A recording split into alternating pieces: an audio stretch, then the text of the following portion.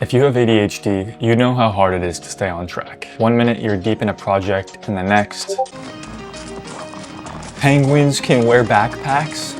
I was diagnosed with ADHD at the age of 10, and I've spent much of my life trying to figure out how to use it to my advantage. A petting machine. You've got all of them. If you have ADHD, managing time feels impossible. This is for several reasons. Reason number one is we struggle with something called time blindness, which is essentially the inability to feel time passing. 2 hours and 10 minutes feel the same. Second, prioritization is really hard. This is because when you have ADHD, either everything feels super urgent or nothing does. And third, we get stuck in one of two modes, hyperfocus or procrastination. And there's really no in between. When tasks feel urgent, we hyperfocus, and when nothing feels urgent, we procrastinate. And let's be real,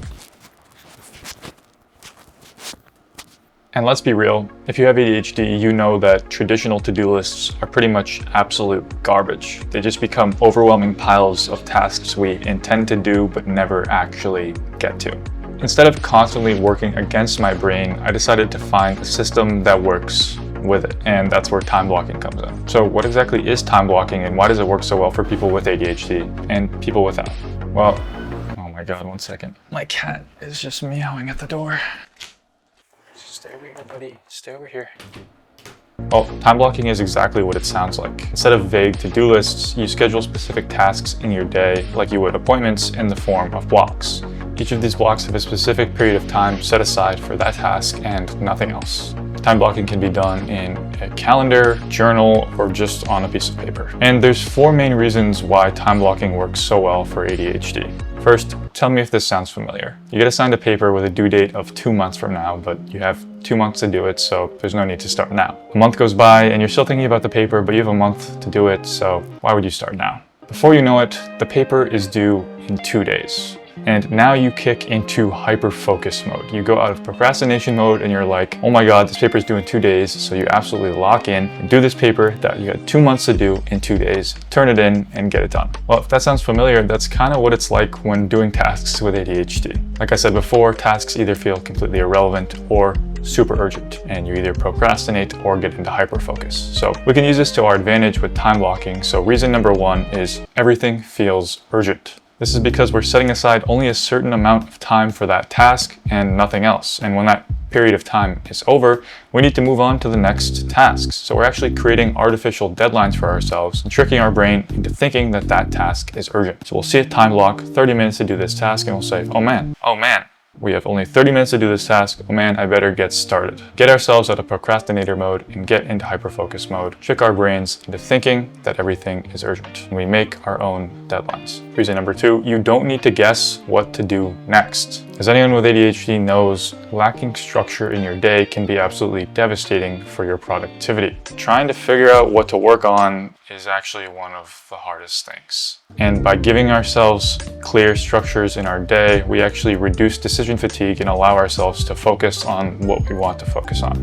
Reason number three, you're only focusing on one thing at a time. By using time blocking, you can actually limit your distractions. And in the back of your mind, you're doing what you know you're supposed to be doing. It helps you not procrastinate and not just move on from random task to random task. And fourth, it helps you default to action. Rather than adding things to a never-ending to-do list that you never do, you actually set a specific time that you're going to do this task. Now that you understand a little bit about time blocking and what it is, let me show you exactly how I time block my day. I use a journal called the Time Block Planner by Cal Newport, but you can literally use any journal or any piece of paper. But if you want to use this, I'll leave a link to it in the description. So start by writing out all your tasks that you want to accomplish with your day. Then figure out what hours of the day you want to time block. So you want to write out all those times here on the side. The first thing I like to write into my time block, things I call anchor points. And these are non-negotiables, things that are hard scheduled into your calendar and into your day, no matter what. So this would be things like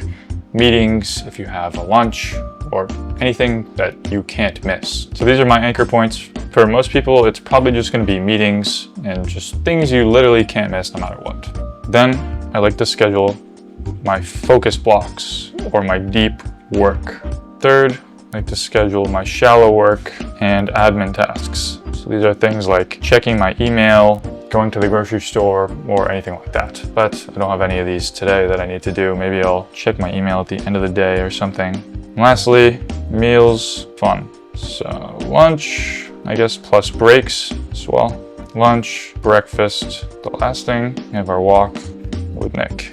Boom, we have an entirely time-blocked day. And as we go throughout the day, we can cross things off or just go about our day as usual. If you find that you don't like this structure, you can also just time block however you want. Sometimes I like to just go hour by hour. So I'll do 8 to 9 first, then 9 to 10, then 10 to 11. You don't have to follow this exact structure. This is just what I like to do. And let me give you a few rules that you should follow when you're time blocking if you want to do it successfully. Rule number 1, plan tomorrow tonight. Make sure you make your plan in advance. Don't wake up to nothing. Wake up to an entirely time-blocked day so you can just kind of go about your business without having to figure out what you want to work on, figure out what you want to do next. Either do it at the beginning of the week when you do your weekly planning, time block every day, or you can do it the night before. Second, make sure you use timers to stay on track. So if you have 2 hours blocked out for a task, set a timer for 2 hours before you start working. This is so you know where you are in your time block after the 2-hour timer goes off. Third, adjust it as you go. Time blocking is supposed to be dynamic. If you spend 2 hours on a project that was supposed to be 1 hour, just adjust your time block as needed. Let me show you what I mean. Let's say Notion template actually takes me 2 hours rather than 1. I would just go here and re-time block the entire rest of my day as needed. Maybe I add an extra hour or whatever I need to do. Just redo the whole thing right here. And then X out entire side as we're no longer following this side of the time block. Adjust as you go as things take a different amount of time than you expect. And fourth, figure out what kind of person you are after you've time blocked a couple days, whether that be Parkinson's law Paul or optimistic Oliver. Parkinson's law states that work expands to fill the amount of time set aside for it. So if you set aside 2 hours for a task, it'll take you 2 hours. If you set aside 4 hours, it'll take you 4 hours. For Parkinson's law Paul, setting quicker deadlines actually works out better. You finish your tasks faster. If Parkinson's law is something that works for you, then set shorter deadlines. But if you're optimistic Oliver, you probably already naturally set super optimistic deadlines and things end up taking you a lot longer than you would expect. If you find that you're not setting aside enough time for tasks and things take you a lot longer than expected, then you're probably optimistic Oliver, and I would suggest that you at least double the amount of time set aside for each task than you would expect. Now that you're time blocking, what if you're struggling to stick with it? Because let's be real, ADHD often means things don't always go according to plan. Here's how I handle that. First, when I can't start on something, I lower the barrier using something called the 5-minute rule. And the 5-minute rule states that when you're struggling to start a task, you simply start a timer for 5 minutes and work on the task for 5 minutes. Then after the 5 minutes has gone by, you usually have enough momentum to continue the task. But if you don't want to work on the task still, then move on to something else. Second, keep something called a brain dump list. And this will be if you have like a 2-page time block on the left. Whenever something comes to mind, you can just write it down and check in on it after you're done with your time blocked day. Or if you have time set aside to look at your stray ideas, then you can do that as well. But you want to make sure you keep a brain dump list near you at all times, just in case you think of the next best idea. Third, adjust as you go. Time blocking isn't going to be the same for everyone. Maybe you find that it's too rigid for you, so you only need to time block 2 or 3 hours a day. Or maybe you find you love time blocking and you need to time block every hour of every day. But figure out what works best for you and adjust as needed. If something isn't working, then tweak it. I move things around all the time and I'm constantly shifting my system and my schedule. So, does time blocking magically cure ADHD? No. But it makes my days way more structured, less stressful, and much more productive. So if you've struggled with time management before, try this out for a week and let me know how it goes, or if you have any questions in the comments down below. And if you found this video helpful, I also made a video about an AI that time blocks literally my entire life for me automatically. You can click here to check that out. Thanks for watching, and I'll see you in the next one.